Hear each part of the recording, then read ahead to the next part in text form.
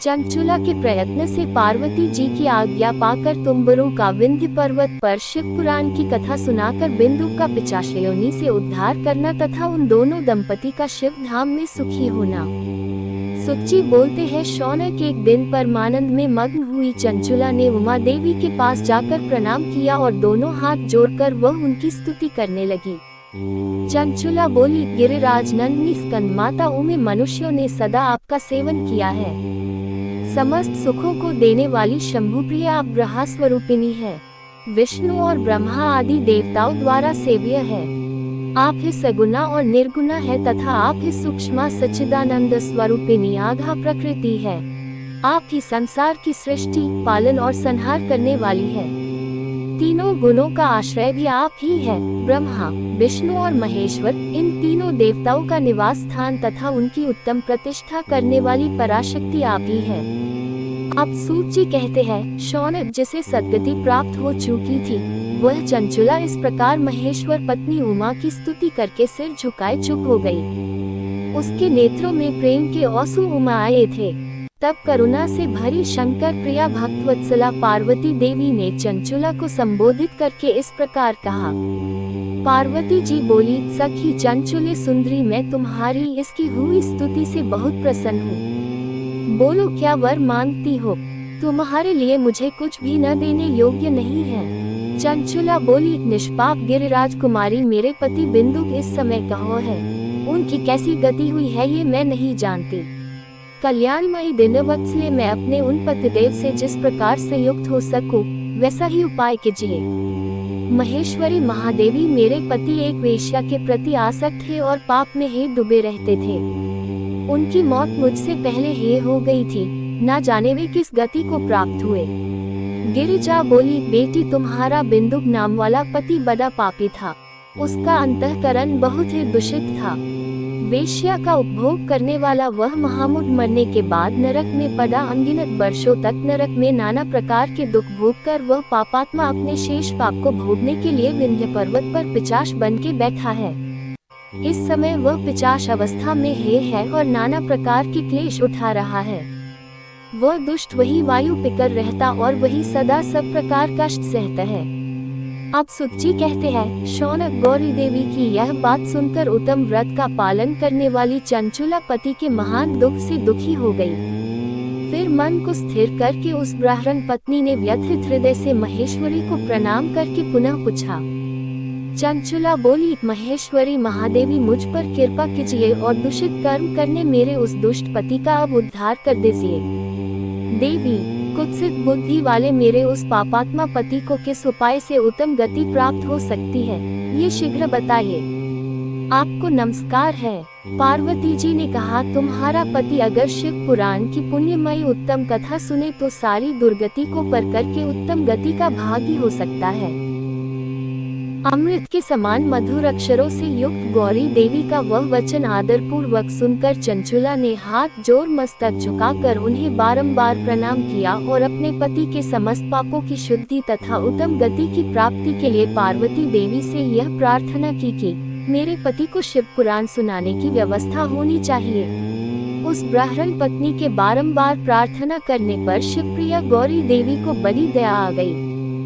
उन भक्तवत्सला महेश्वरी गिरिराज कुमारी ने भगवान शिव की उत्तम कीर्ति का गान करने वाले गंधर्वराज तुम्बरु को बुलाकर उनसे प्रसन्नता पूर्वक इस प्रकार कहा, तुम्बरो, तुम्हारी भगवान शिव में प्रीति है। तुम मेरे मन की बातों को जानकर मेरे अभिष्ट कार्यों को सिद्ध करने वाले हो, इसलिए मैं तुमसे एक बात कहती हूँ, तुम्हारा कल्याण हो। तुम मेरी इस सखी के साथ शीघ्र ही विंध्य पर्वत पर जाओ। वहाँ एक महाघोर और भयंकर पिशाच रहता है। उसका वृतांत तुम आरंभ से ही सुनो। मैं तुमसे प्रसन्नता पूर्वक सब कुछ बताती हूँ। पूर्व जन्म में वह पिशाच बिंदुक नामक ब्राह्मण था। मेरी इस सखी चंचुला का पति था, परंतु वह दुष्ट वेश्यागामी हो गया। स्नान संध्या आदि नित्य कर्म छोड़कर अपवित्र रहने लगा। क्रोध के कारण उसकी बुद्धि पर मूर्छा छा गई थी। वह कर्तव्य जा विवेक नहीं कर पाता था। अभक्ष्य भक्षण, सज्जनों से द्वेष और दूषित वस्तुओं का दान लेना, यही उसका स्वाभाविक कर्म बन गया था। वह अस्त्र शस्त्र लेकर हिंसा करता, बाएं हाथ से खाता, दीनों को सताता और क्रूरता पूर्वक पराये घरों में आग लगा देता था। चांडालों से प्रेम करता और प्रतिदिन वेश्या के संपर्क में रहता था।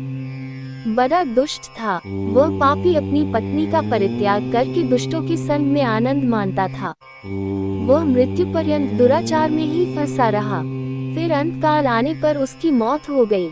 वह पापियों के भोग स्थान घोर यमपुर में गया और वह बहुत से नरकों का उपभोग करके वह दुष्टात्मा जीव इस समय विंध्य पर्वत पर पिशाच बना हुआ है। वही वह दुष्ट पिशाच अपने पापों का फल भोग रहा है। तुम उसके आगे यत्न पूर्वक शिव पुराण की उस दिव्य कथा का प्रवचन करो जो परम पुण्यमयी तथा समस्त पापों का नाश करने वाली है। शिव पुराण की कथा का श्रवण सबसे उत्कृष्ट पुण्य कर्म है। उससे उसका हृदय शीघ्र ही समस्त पापों से शुद्ध हो जाएगा और वह प्रेत्योनि का परित्याग कर देगा। उस दुर्गति से मुक्त होने पर बिंदुक नामक पिशाच को मेरी आज्ञा से विमान पर बैठाकर तुम भगवान शिव के समीप ले आओ। अब सुतजी कहते हैं, शौनक महेश्वरी उमा के इस प्रकार आदेश देने पर गंधर्वराज तुम्बरु मन के मन बड़े प्रसन्न हुए। उन्होंने अपने भाग्य की सराहना की। तत्पश्चात उस पिशाच की सती साध्वी पत्नी चंचुला के साथ विमान पर बैठकर नारद के प्रिय मित्र तुम्बुरु वेगपूर्वक विंध्याचल पर्वत पर गए, जहाँ वह पिशाच रहता था। वहाँ उन्होंने उस पिशाच को देखा। उसका शरीर विशाल था, ठोड़ी बहुत बड़ी थी। वह कभी हंसता, कभी रोता, कभी उछलता था। उसकी आकृति बड़ी विकराल थी।